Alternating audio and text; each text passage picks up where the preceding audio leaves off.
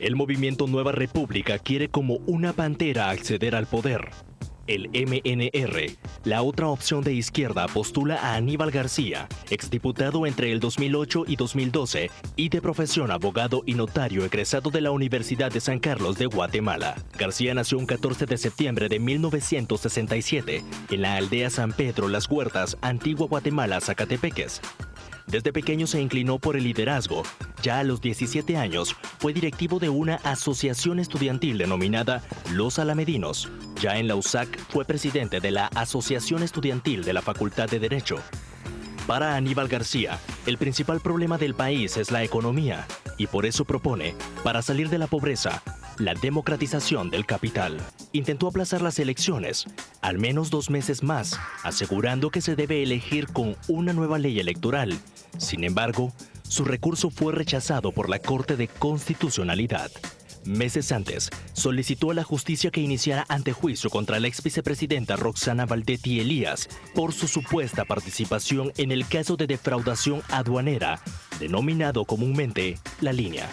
En el Congreso, García propuso al menos 12 iniciativas de ley, algunas de ellas relacionadas con la seguridad, que para él debe estar fundamentada no en la mano dura, sino en una buena investigación criminal. Hoy vamos ahora rápidamente a escuchar los comentarios y opiniones de los entrevistadores que conversaron con Aníbal García. Arranca Edgar Ortiz con sus conclusiones y comentarios.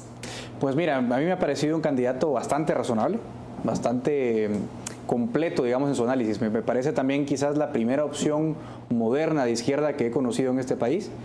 Me pareció acertada e incluso disruptiva su opinión respecto de Joviel Acevedo y el sindicalismo, aunque quizás yo esperaba un poquito más de radicalismo en cuanto a la admisión de los sindicatos públicos, ¿no? Porque es un tema quizás distinto al tradicional tema de sindicatos en sector privado. Me pareció acertada, digamos, su observación respecto a la Policía de Investigación Criminal. Me parece que es un punto de los fundamentales respecto de la delincuencia en Guatemala.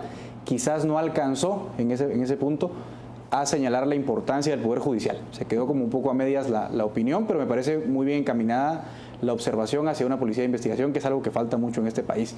En temas económicos, quizás me pareció bastante más moderno para ser, digamos, un candidato nominalmente de izquierda, pero tampoco alcanzó quizás a plantear su propuesta de empleo o su propuesta de desarrollo económico. Se quedó bastante corto. Y en el tema electoral, sí, discrepo obviamente con la propuesta de financiamiento igualitario de partidos políticos, pero vamos, es una propuesta razonable. Y tampoco me gustó, quizás como punto a tomar en cuenta, que apoye sin ton ni son las propuestas del Congreso de hoy, porque están bastante, digamos, entrecortadas las que están hoy en el Congreso. Quizás el tema electoral vaya por otro lado y él no lo abarcó en su justa dimensión, pero en términos generales me parece un candidato completo, técnico, y también muy sano para la discusión ideológica guatemalteca, que haya una izquierda ya nueva, moderna y replanteada, ¿no? Juan Carlos. Un moderado, un hombre que no llega a esos extremos a los cuales tradicionalmente la izquierda ha abordado en Guatemala, un hombre que conoce bien el área del trabajo legislativo, que estuvo allí, que ha tenido que bregar entre los diputados de la anterior legislatura. Me parece que tiene para ser un hombre nominalmente de izquierda, es, en mi percepción, un republicano, o sea, un hombre con una concepción de la república muy acentuada dentro de su discurso y que efectivamente lo que busca es tener una visión más social, más progresista en cuanto a los temas electorales del país.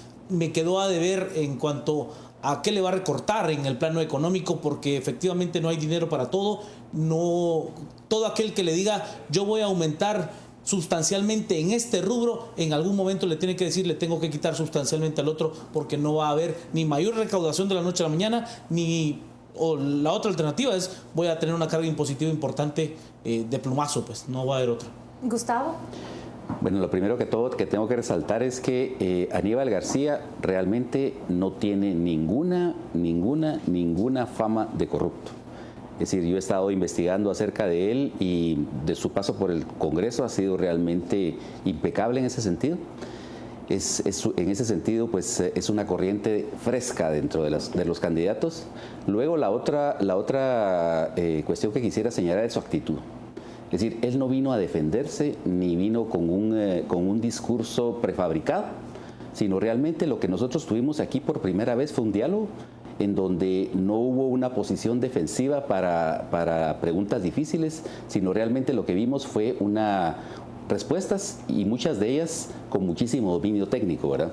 Es decir, pues a mí me ha sorprendido favorablemente la participación de él, y bueno, pues es una lástima que tenga esas contradicciones con respecto a participar y a la vez impugnar el sistema.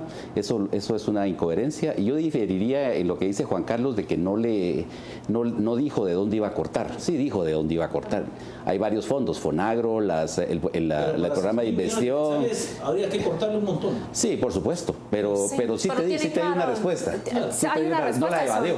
Sí. No la evadió. Y sobre todo también propone el 50% de reducción de los salarios de funcionarios de alto nivel. Sí. Difícilmente escuchamos a otro candidato decir lo mismo en esta silla. Constitucionalmente es un poco delicado el tema. Sí, pero digamos, lo que te puedo decir es que me da entusiasmo en el sentido de lo que está él empapado del manejo del Estado, pero a la vez me da desazón saber que, pues, lamentablemente su viabilidad electoral es mínima. Y en esa misma línea de pensamiento creo que su campaña en sí misma es todo un reto y todo, digamos, un ejemplo de valentía electoral, toda vez que está poniendo en juego lo que tanto ha costado construir, que es su partido. Es decir, si no alcanzan el umbral electoral o no lograran posicionar algún diputado, por lo menos tendrían el riesgo de inclusive perder el partido. Correcto. Y en un momento en donde lo que planteaba Edgar es muy importante, digamos, ese cambio generacional de la izquierda, de pasar de una izquierda trasnochada, de una izquierda que ya no tiene asidero en el debate social, a una izquierda moderna en donde el fortalecimiento de la República concita consensos y encuentros en diferentes sectores y segmentos sociales. Me parece que el solo hecho de competir en las condiciones en las que está compitiendo y el hecho de ni siquiera estar en las encuestas, en los números de las encuestas, es ya una apuesta por tratar de demostrar algo distinto en la izquierda tradicional. Juan Luis.